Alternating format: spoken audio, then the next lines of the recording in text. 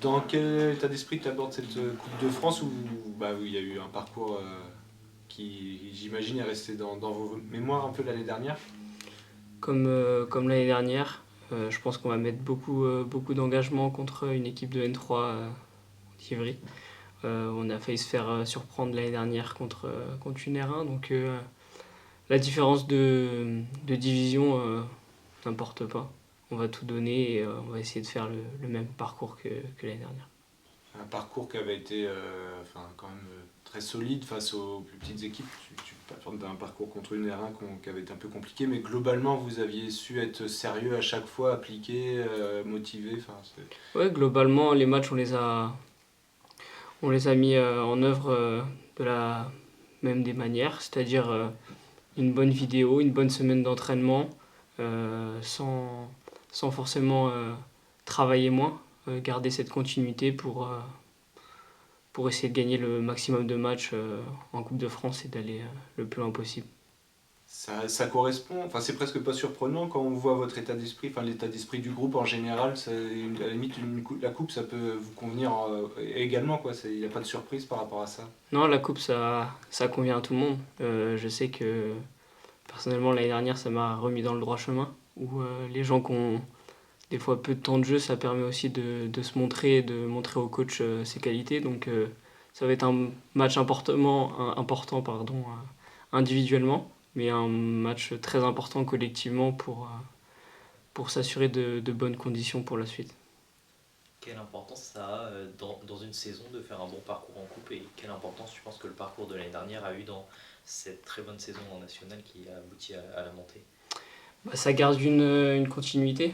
Le fait de ne pas être en repos pendant un week-end, ça permet au staff de bien travailler, aux joueurs de garder cette constance physique, technique, tactique. Donc ça a été bénéfique l'année dernière jusqu'à la fin de saison où on a vu notre deuxième partie de saison qui était incroyable. Donc non, là, en Ligue 2 c'est pareil, on a fait je crois 14 matchs, il en reste pas mal, donc on va tout faire pour gagner samedi et les autres tours d'après pour faire plaisir à nos supporters et nous pour un plaisir individuel on va dire. Le parcours que vous avez connu l'an dernier, j'imagine ça donne envie d'y goûter. Retrouver les mêmes émotions, je pense à Valenciennes où il faisait froid, on avait joué sur un terrain bien gelé, où malgré ça il y avait eu peut-être 11 000 supporters environ, où on sentait qu'on était vraiment poussé. Et puis bah, le match du Paris Saint-Germain après, où le stade était plein, où c'était un rêve d'enfant pour tout le monde de jouer cette équipe. Donc très pressé de jouer d'abord demain pour gagner, pour après éventuellement jouer d'autres équipes et continuer ce bout de chemin. Parce qu'en voyant le tirage au sort, on se dit que la porte est ouverte en tout cas pour franchir au moins ces deux prochains tours et pouvoir espérer après jouer de belles affiches par la suite. Oui, après, comme je vous l'ai dit, c'est une équipe de N3 avec un terrain, je pense, qui va être un peu plus difficile que d'habitude, où il y aura une ambiance locale, où c'est la Coupe de France. Hein, je pense à l'ambiance merguez, à l'ambiance où les supporters vont être proches de nous. Donc c'est un match qui va être très difficile à jouer. Donc on va essayer de se mettre le plus rapidement possible à l'abri pour après performer dans le match. Peut-être pour parler un peu plus globalement du milieu de terrain, avec les blessures de Jean, de Malang, il y a moins de joueurs, moins de force en présence dans ce secteur de jeu-là.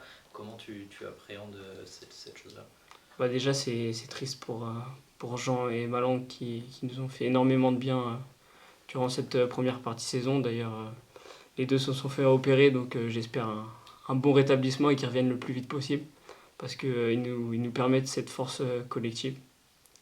Et puis bah, au niveau de la concurrence, ça enlève deux joueurs, mais le coach, si nous, indirectement, on n'est pas dedans, il peut changer son système tactique, il peut mettre très bien d'autres personnes à notre place. Donc chacun doit faire ses preuves, chacun doit être performant et constant, c'est le plus important pour jouer. Et le coach, on sait très bien qu'il ne fera pas de cadeau, et voilà.